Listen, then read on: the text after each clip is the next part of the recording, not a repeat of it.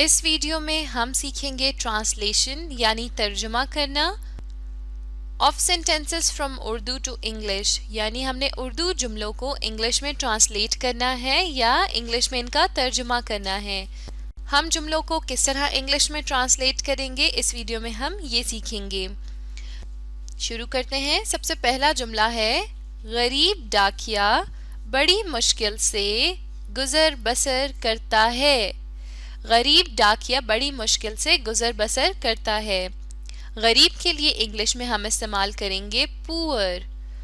Poor. डाकिया कहते हैं पोस्टमैन को। Poor postman. बड़ी मुश्किल से गुजर बसर करता है। अब करता है जो है हमारे पास ये है प्रेजेंट फॉर्म, यानी हम हाल की बात कर रहे हैं, कोई ऐसी चीज जो प्रेजेंट फॉर्म में हो हमारे पास। तो यहाँ पर हमने वर्ब के साथ क्या लगाया, एस लगा दिया। ठीक है। Poor postman lives hand to mouth.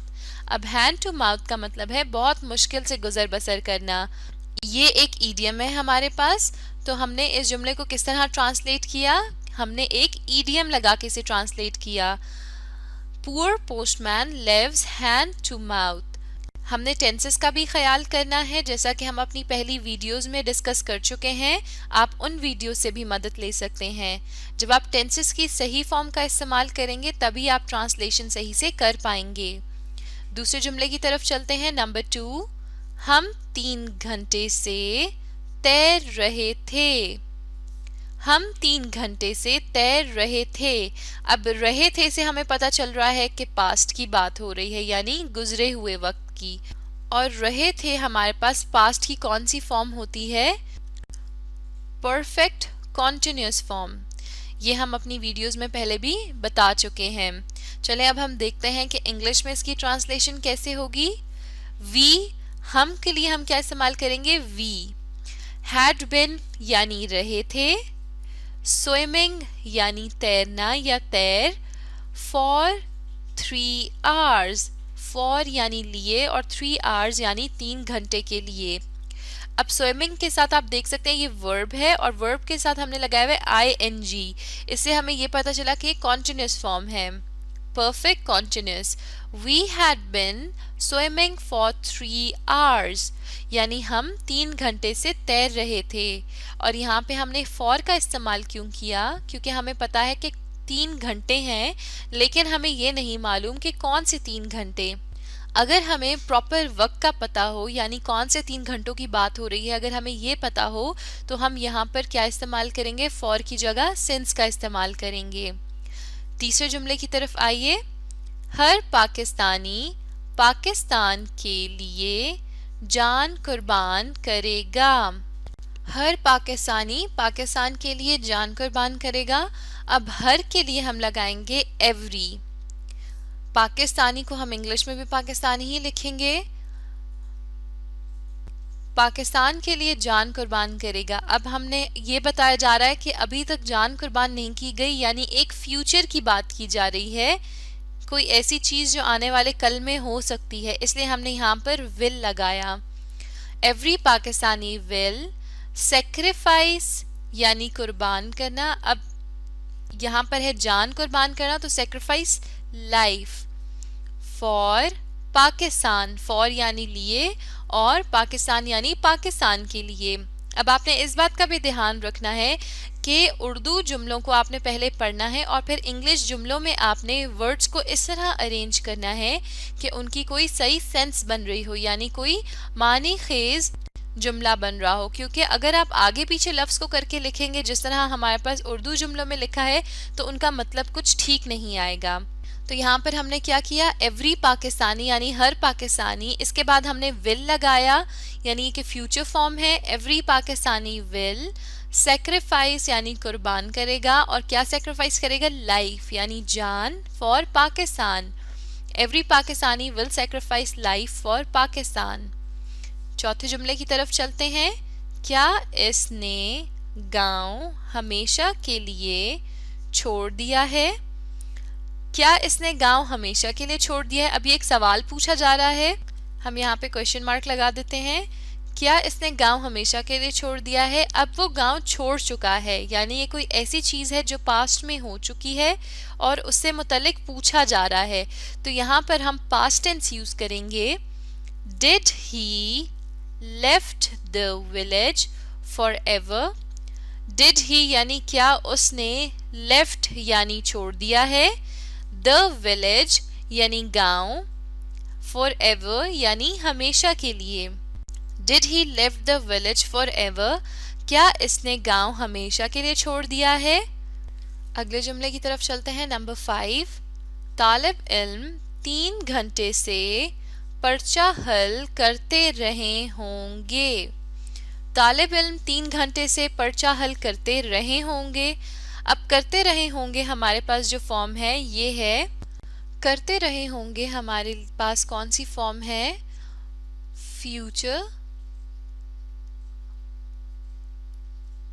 Perfect continuous, यानी कि एक तो फ्यूचर टेंस की बात हो रही है और साथ में ये परफेक्ट कॉन्टिन्यूअस है हमारे पास। अब तालिब इल्म के लिए हम यहाँ पर इस्तेमाल कर रहे हैं द स्टूडेंट्स। करते रहे होंगे के लिए हम इस्तेमाल करेंगे विल हैव बीन। सॉल्विंग यानी हल करना, द पेपर यानी पर्चा, फॉर 3 आवर्स, फॉर यानी लिए और 3 आवर्स यानी 3 घंटे के लिए। अब यहाँ पे भी हमने फॉर का इस्तेमाल इसलिए किया क्योंकि हमें ये नहीं मालूम कि कौन से 3 घंटों की बात हो रही है। नंबर 6, बच्चा अपना खिलौना तलाश कर रहा होगा।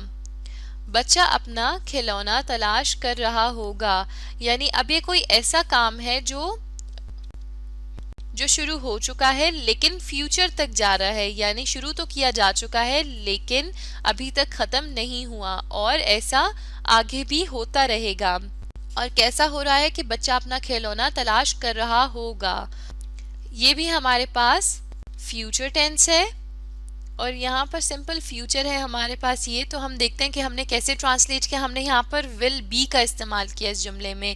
विल का इस्तेमाल हम फ्यूचर टेंस में करते हैं। बच्चा यानी द किड, कर रहा होगा यानी विल बी, और क्या कर रहा होगा? तलाश के लिए हमने क्या इस्तेमाल किया? Finding, will be finding. अपना खिलौना यानी हिज टॉय। अब आप देख सकते हैं फाइंडिंग एक वर्ब है और इसके साथ आईएनजी लगा है, तो यानी ये हमारे पास कौन सी फॉर्म हो गई? Future continuous form.